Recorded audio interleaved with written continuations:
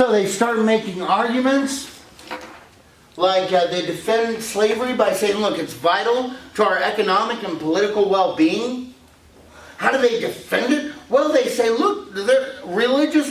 We bring religion to these people.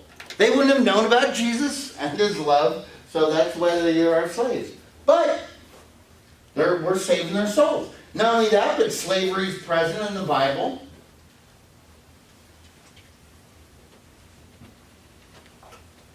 They also started to argue that it made the whites of the South, because they had people that had no rights.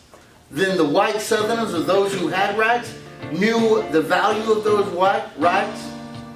So they're freer and more cultivated.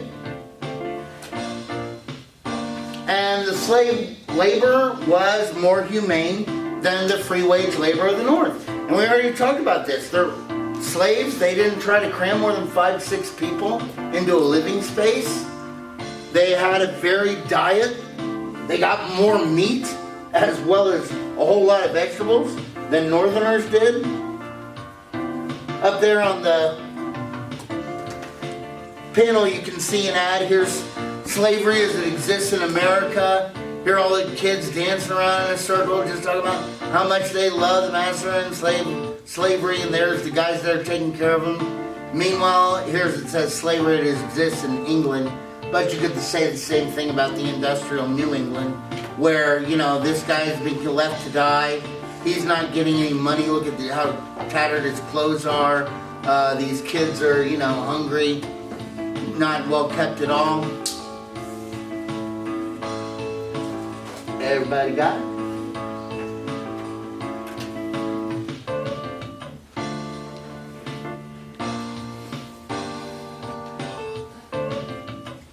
Oh, and by the way, even though class will be over, in just a flash, if anybody does need to go to the restroom because our door wasn't unlocked, use the door stop to put it in the crack where the door closes so that it won't lock on you, because otherwise it's going to lock on you. So what are some radical responses to this? Well, here comes John Brown again.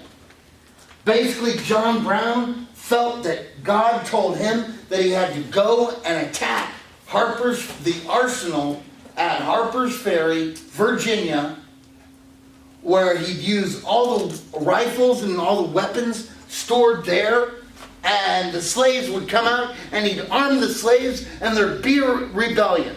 And guys, the thing was kind of playing out. I mean, they attacked the train that was like the only train into the arsenal. Okay, they got it, and the driver took him in, and they let him go. And then they got in, caught all the guards totally by surprise. And they kind of hold themselves up in this little place called John Brown's Fort. But they made some mistakes, like they didn't cut the telegraph lines. So the guy in the train just went down about 3 minutes max. And there was a train station. He said, hey, look, you got to get this message to Washington, D.C., let them know. The slaves that were going to come and get armed and start well, nobody ever told the slaves that they were supposed to come and that there were these guns. And so, guys, nobody came. He's out there all by himself.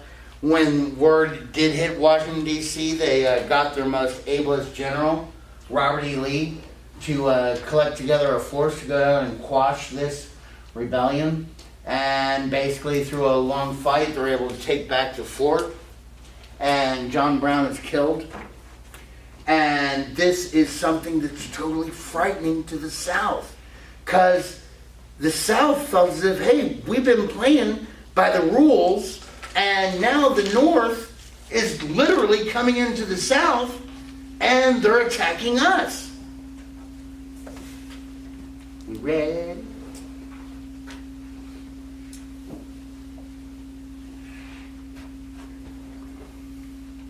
I know a place where you can get, I know there's lots of places where you can get regular tacos, but I know a place where you can get super taco. You might call it a house of taco, a super burrito. Taco Casa. Yes, the house. of tacos. Now, when you have all this pressure going on is when you have the release of this book, The Impending Crisis of the South, by Henry Rowan Helper. And this guy, listen, every time I bring up this guy, some sassy other historian, he was a racist. This guy writes the book talking about how slavery is bad for the South. And I will tell you this, he doesn't give a lick about the slaves. He doesn't give a lick. Well, why is it bad for the South? The reason why it's bad is because it's bad for the poor white guy. Now, who here believes me that slavery is good or bad for the poor white guy? Or girl, or person, or human? We'll have two store owners, you're convenience store owners. One of you is going to use slaves, the other one is going to have free wage labor.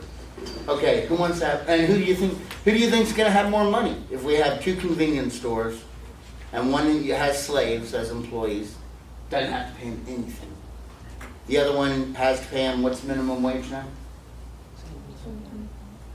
Let's go crazy.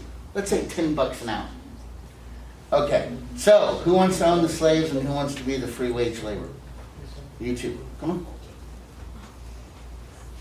Well, you get more money if you own the slaves. Okay, you get more money if you own the slaves. See, there she goes.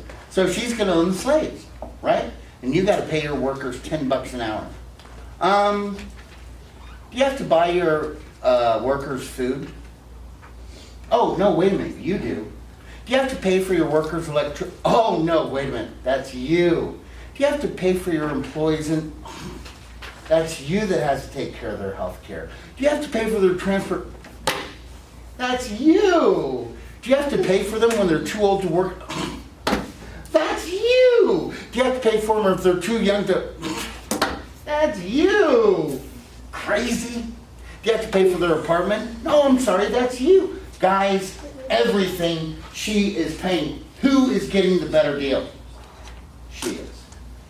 Not only that, but her employee has that money and she can go spend it at her restaurant, spend it at her, or she can save it in her bank, generating more and more wealth. This keeps it all contained.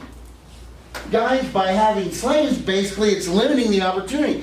Basically, not only that, he proved it with graphs and numbers, and of course, as you can guess, armed with statistics, he argued that abolishing slavery would improve economic conditions in the South and allow the plain folk to share in prosperity.